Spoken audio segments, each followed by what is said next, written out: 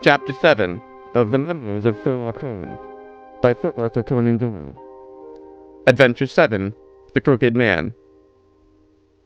One summer night, a few months after my marriage, I was seated by my hearth, smoking a pipe and nodding.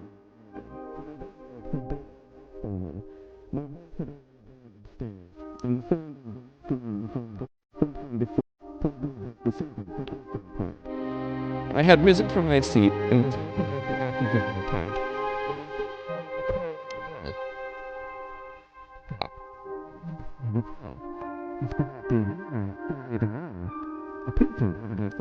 Possibly an all-night fitting. With a wry face, I went out into the hall and opened the door. To my astonishment, it was Sherlock Holmes who stood upon the step. "Oh, Watson," said he, "I hope that I might not be too late to catch you." "My dear fellow, pray, come in." You surprised, never. Yes, I think that.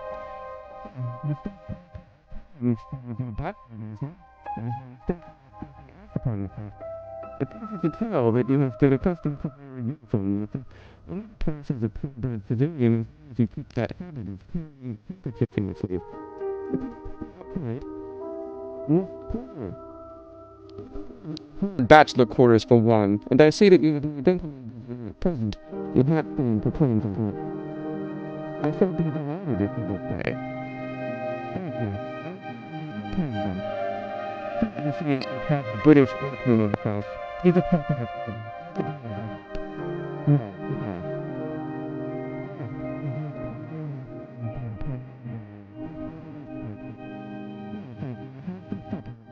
but I'll smoke a pipe with you with pleasure.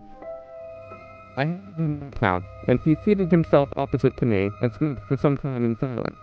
I was well aware that nothing but business of importance would have brought him to me at such an hour, so I waited patiently until he should come round to it. "I see that you are professionally rather busy just now," said he, glancing very keenly across at me. "Yes, I've had a busy day," I answered.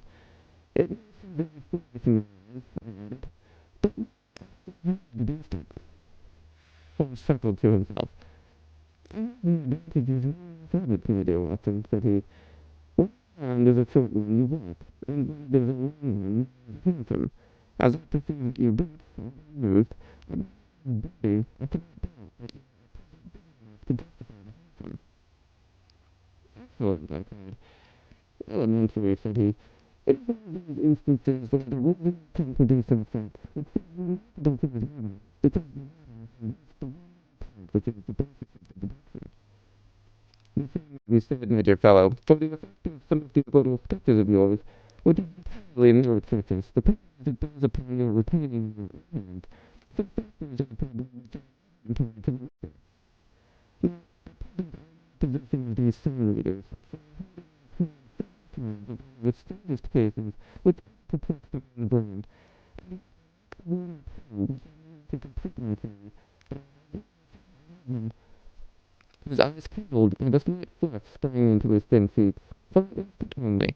When I glanced again, his face had resumed that red Indian composure, which had me at first regard him as a machine rather than a man.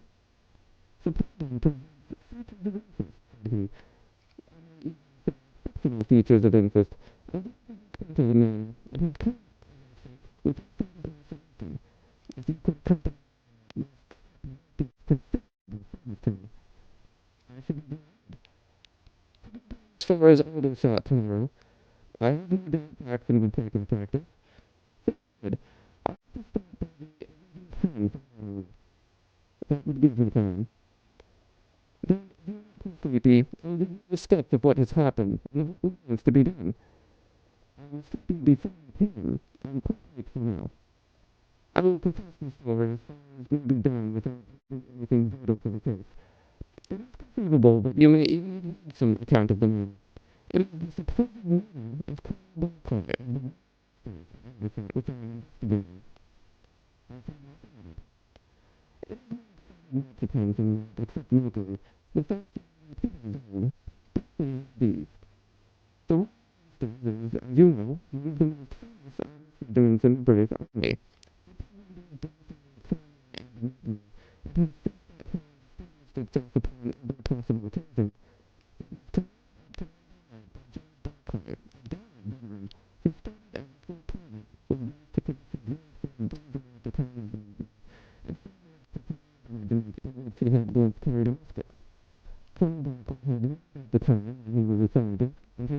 and was can be imagined. Some physical friction when young couple, where they were still young.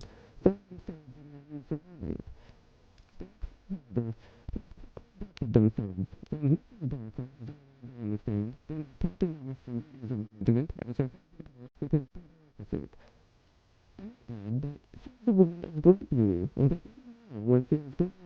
For just 30 years, she's still maintained. The family life appears to have been a uniformly happy one. Most of my thoughts, understanding between the two. On the whole, he called devotion to his wife's tobacco. He was if he were asking for her for a day. She him, though, was excessively affectionate. But then the legend of the couple. Mutual relations, but the people for the tragedy which was to follow. Seems to have had some to his character. He was a dashing, very old soldier in his usual mood, but which seemed to think himself capable of considerable iniquities. The side of his nature, however, appeared to have been turned towards his wife, which had continued to receive, and some of the stand of the officers who turned to was the same sort of depression painful at times. The smile had often been struck from his mouth, as if by some invisible hand when he had been joining the duties of task and table. So he had been filled with deepest pain. Superstition plays in his character, which his brother officers had observed. So one peculiarity, form of indifference to being left alone, especially after dark. Featuring was conspicuously to comment and conjecture. The first telling of the monster, which is the 117th, was considered this officer. The officer is dark, and the point was during the time called the scene. Camp. The house stands in its own grounds, but the west side of it is a quick staff of servants. These with them stood in the streets where the sole occupants of the scene, for the Barclays had no children, for them to have resident visitors. One pretty establishing between and was Conan. Mrs. Barclay was, as it appears, a member of the Roman Catholic Church, and had interested herself very much in the establishment of the St. George, which was formed in connection with the Wall Street Chapel for the purpose of supplying the poor with Catholic clothing. And Mrs. Barclay had her dinner been celebrated. The coachman took place from and they were Miss Madison, a young lady who lives in East Village, and today to their meeting. They lasted 3 minutes, about a quarter past 9, Miss Madison at her door as she passed.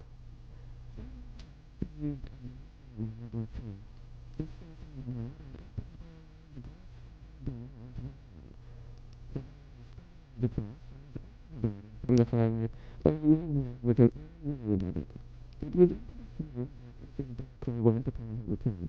The blinds were not down, for the room was so used in the evening.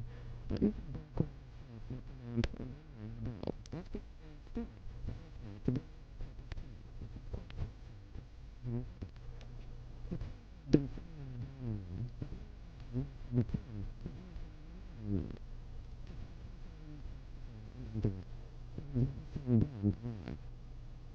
which had been ordered was brought up at the end of 10 minutes, but the man, as she approached the door, was surprised to hear the voice of her master. She knocked without receiving any answer, and even turned to him, but to find that the door was not upon the inside. Not to tell the cook, and the coachman came up into the hall, the dispute which was still raging. He had been only 2 voices were to be heard. Miss Barclay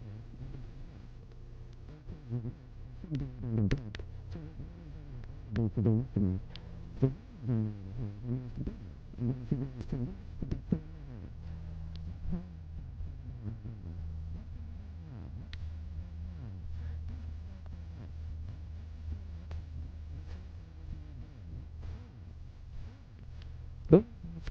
conversation.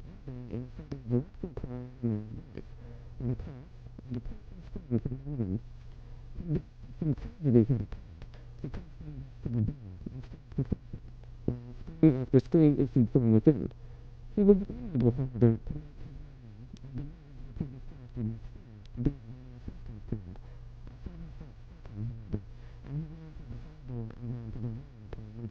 Frank Windows open.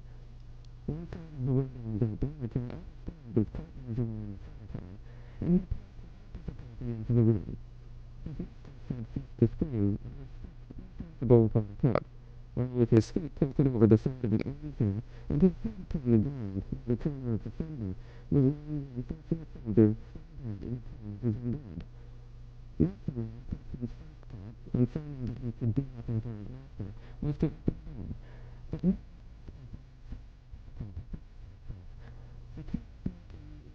the door.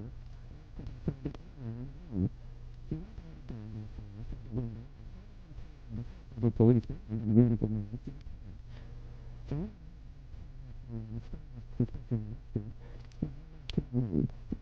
Responsibility. Donnie was then prepared and it of the scene of the tragedy.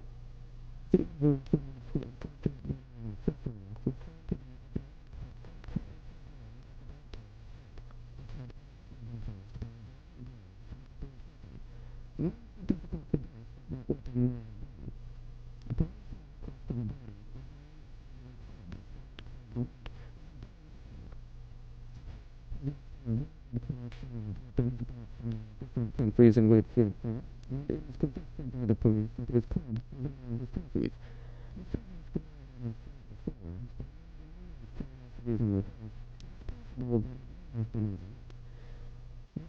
Of importance was discovered in the room by the police, found the inexplicable fact that neither upon Mrs. Bunker's person nor upon that of the victim who entered the room was the missing key to be found.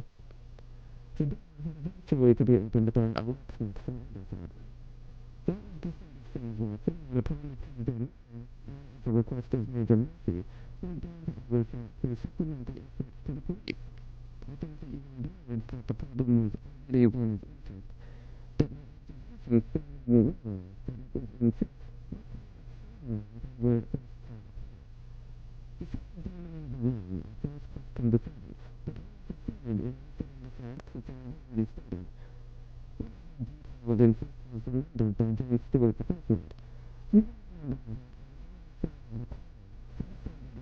with the other servants. Into the room, she found that the room were her mistress.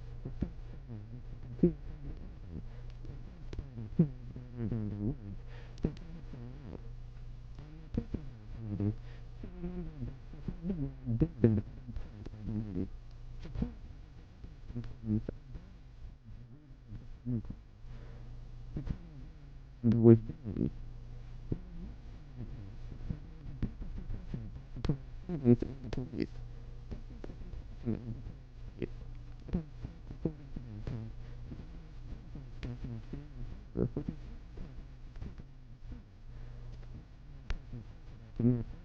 So terrible was the effect.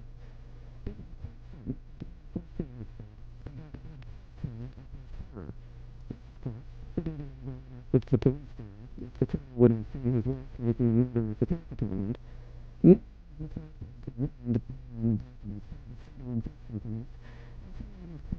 the boy.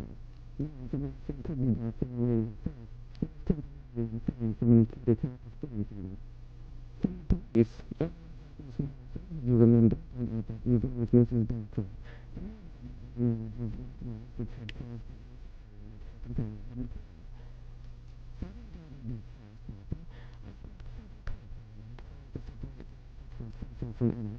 really incidental.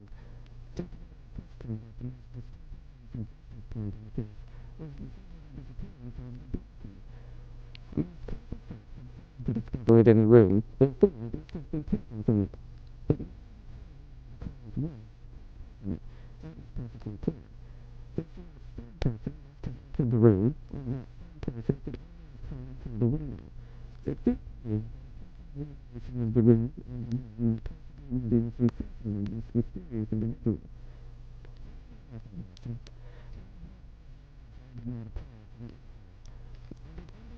Discovering traces, but they were different from those which I had expected. There had been a man and he had crossed the line coming from the road. I was able to obtain very impressions of his footprints. The road where it fell, as the place he had climbed the wall. Upon the same window where he had entered. He was coming from much deeper than his heels, but it really surprised me. His companion. Tissue paper out of his pocket and folded it upon his knee. The paper was covered with the traces of the footman. It had 5 large footprints and indicated the direction. It's a dog, said I. Did you ever hear of a dog running up a train? I found the first person that had done so. And I did stop it. What can be done? Neither dog, nor cat, nor monkey could that be familiar with. I am trying to reconstruct it from the memory. His footprints on the dog's head and staying on to me. He said what it was. After that, I went to his wife and said,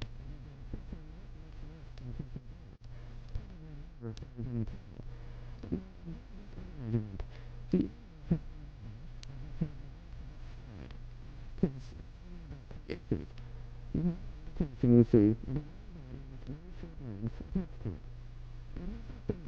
enough to leave any behind.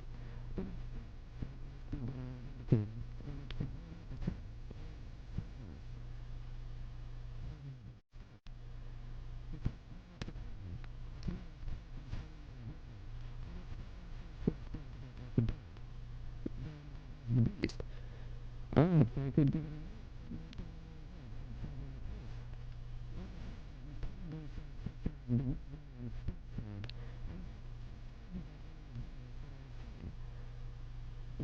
to do with the plan. Stone school. But we have a good day, you perceive. We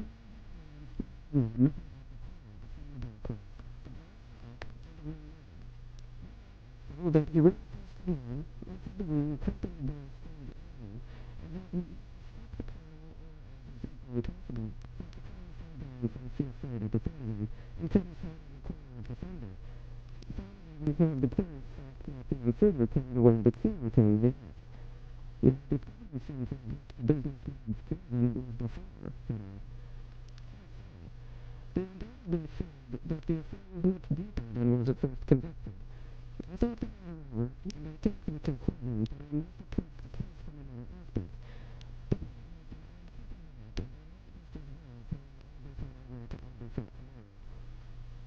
was going rather too far to stop.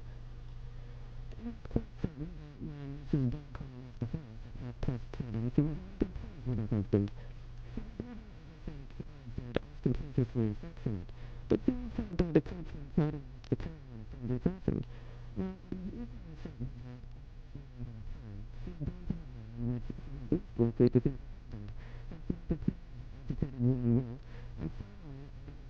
Had broken into various accommodations. Between 8 and 9 o'clock, which had completely altered the feelings towards him. Had been after a day they said, therefore, instead of the best suggestion was that possibly there had been some sausages between this young lady and the old soldier, which the former had now confessed to the wife. That would account for the angry return, and also for the day's delay that things had occurred. Compatible with most of the words overheard, but this refers to David, of the foreign wife, who wanted the same thing as the tragic inclusion of the other man, which might, of course, be entirely disconnected with what had gone before.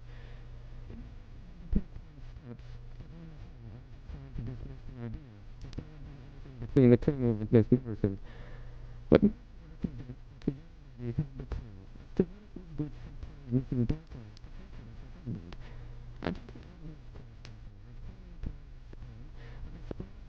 I was perfectly certain that he had the fact in his possession, and if it affirmed Mrs. Belcourt, found herself in the dark upon a capital crime, and asked the matter to help.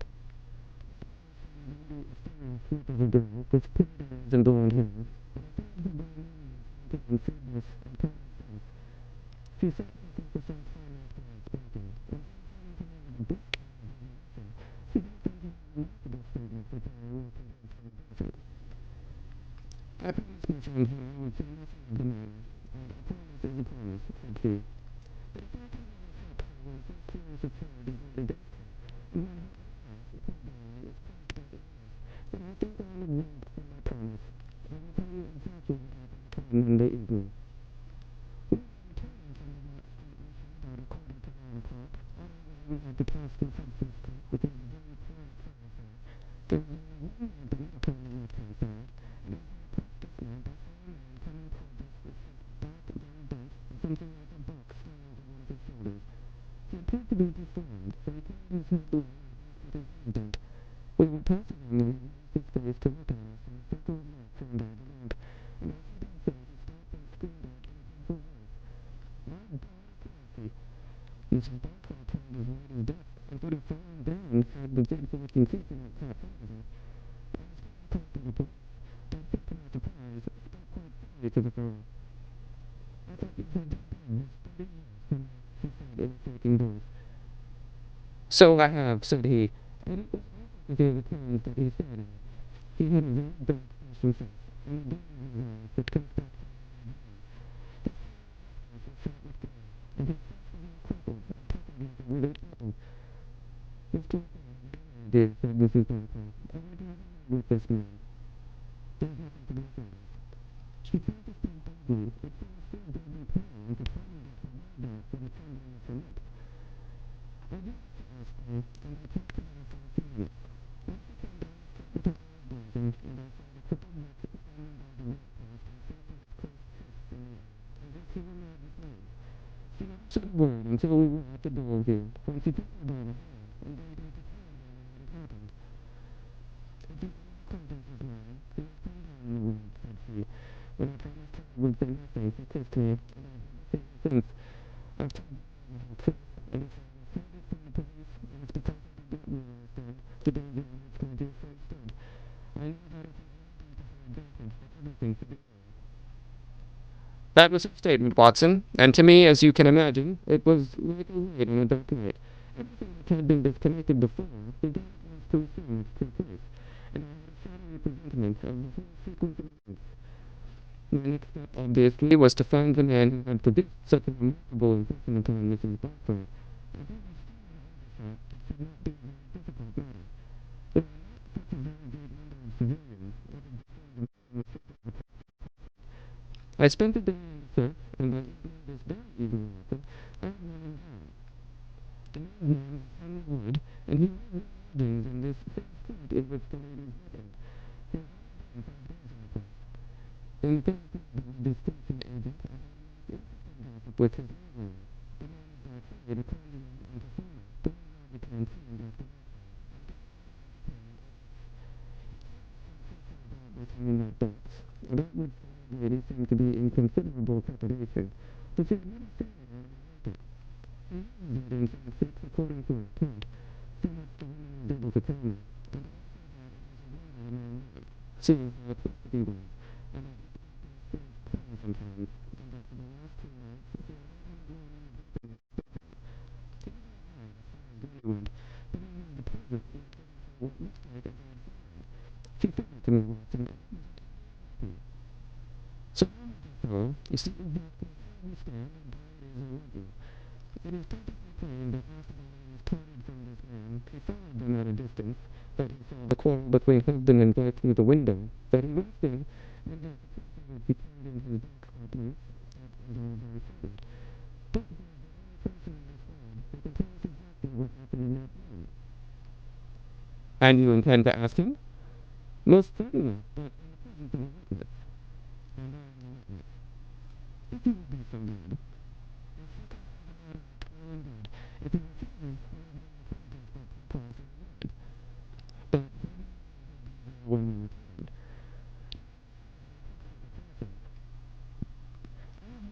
Baker Street we think the street from there could be if I kept so that the theme of the tragedy and all my companions guidance we made our way once to Hudson Street. In spite of his capacity for concealing his emotions, I could easily see that Holmes was in a state of suppressed excitement, while I was myself feeling intellectual pleasure, which I invariably experienced when I associated myself with him in his investigation. But he, as we turned into a land of two-storied brick houses, and for he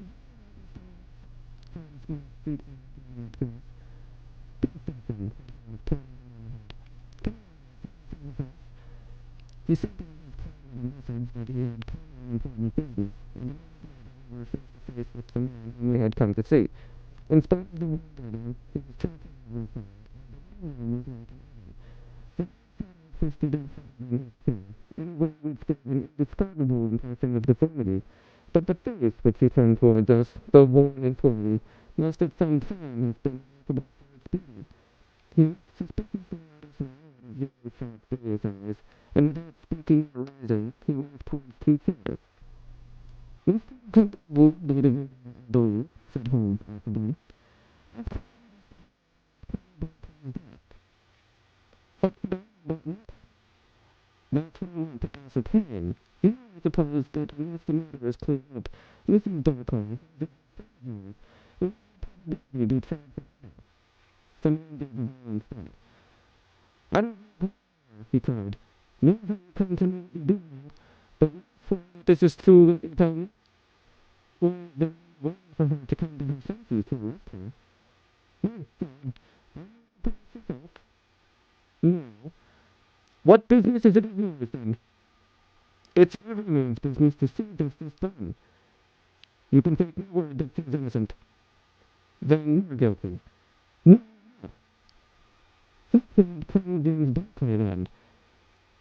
It was a big providence that killed him. But mind you this, that if I had knocked his brains out, as it was an effort to do, he would have had no death from my hands. It is because he had not struck him down, it is not enough that I'm not running back upon myself. You want me to tell the story? Well, I don't know why I shouldn't, for there's no cause for me to be ashamed of it. It was in this way, sir. You see me now with my back like a camera and my rear eye, but there was a time when Corporal Ferdinand was the sweetest man in the 117th foot. We were hunting at the post school called Berkeley. Berkeley, who died the other day, was sergeant in the same company as myself, and the bell of the regiment, I, in the finest girl that ever had the breath of life between her lips, was not the boy, the doctor of the color sergeant. There were two men with her, and one field, and each man this poor thing fell before the fire, and he said that it was for the youth catching of me. Well, her father was set upon her marrying Barclay. I was a fine, thorough, reckless lad, and he had had an education, and he already marked for the sword belt. But the girls had said to me, and it seemed that I would have had her when the war broke out, and I was youth in the country. We were set up in Berkeley, the regiment of us, with 30 batteries of a company of 6, and all civilians and marine folk. There were 10,000 rebels around us, and there was king of 30 terriers during that case. About the second week of our water gave out, and it was a question whether we could communicate with General Conan, which was leading the country. It was a real chance that we could not hope to fight our way out with all the women and children, so I wanted to go out and command in danger. My offer was accepted, and I talked it over with Sergeant Barclay, who was supposed to know the ground better than any other man, and who therefore connected to the line. At 10 o'clock the same night, I started off upon the day. There were 1,000 lives to save, but it was of no time that I was thinking when I dropped the that night. And down the border course, which was a full screen from the enemy sentries, but as I crept round the corner, I looked right into the colonel, who was crouching down in the dark waiting for me. It was to die, started the bound hand and foot, but the whip wall was to my heart and not to my head. For as I came to listen to as much as I could understand in the talk, I had enough to tell you that my comrade, though he was the chief, had betrayed by the native servants into the hands of the enemy. But there's no reason to dwell on that part of it. You know now what James Barclay is capable of. The king was relieved by noon next day, but the rebels took me away with them in their retreat, and it was many years before I saw my face again. I was tortured and tried to get away, and was captured and tortured again. You can see for yourselves the state in which I was left. Some of them that fled into Nepal took me with them, and then afterwards I was at Past Zealand. The hill folk up there made the rebels who heard me, and I became their slave for a time until I escaped. But instead of going south, I had to go north, until I found myself among the Afghans. There I wandered about for many years, and at last came back to the Punjab, where I was 3 years and picked up a living by the kind of fish that I learned. What use was it for me, a wretched cripple, to go back to England or to make myself known to my old comrades? Even my wish for revenge would not make me do that.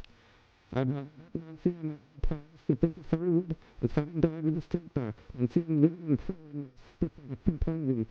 I know that the boy was dead, and I meant that they understood. I heard the boy pointed my Nancy, and that he was working rapidly in the regiment, but even that did not make me speak. But from one day to the other, has remained the same. For years I've been dreaming of bright blue fields and the hedges of England. At last I determined to sit in the field died. I saved enough to bury the cross, and then I came here to survey them, showing the ways that had preserved them, and still the people. You too, interesting, said Sherlock Holmes. I don't know if I listen to their poems, or your conversation. You don't understand.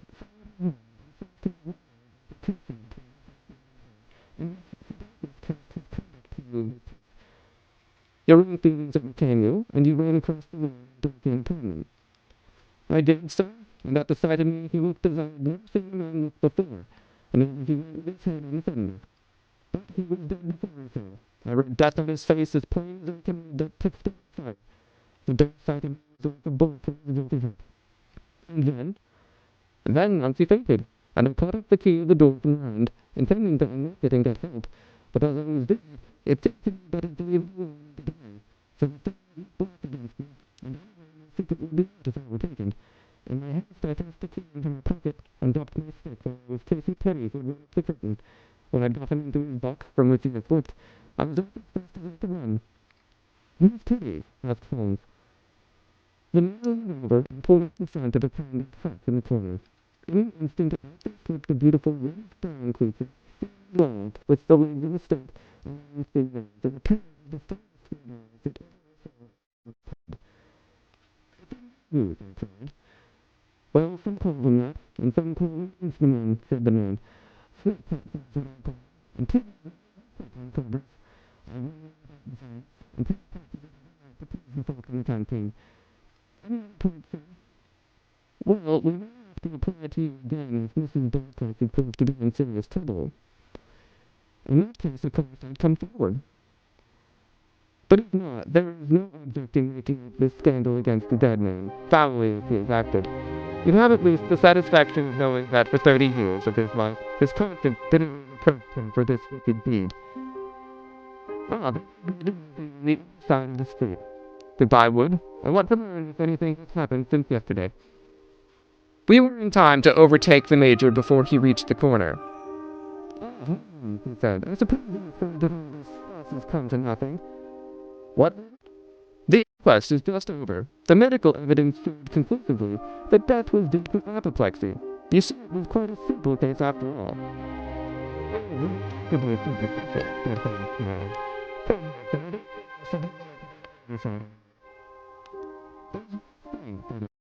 Down to the station. "If the Dane and the other was Henry, what talk about David?"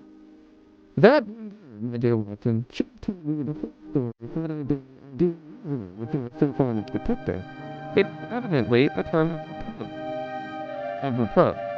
Yes, Dave played a little occasionally, and on one occasion singular but you remember this Silva. My biblical knowledge is a trifle rusty, I fear, but you find the story in the first and second of Samuel."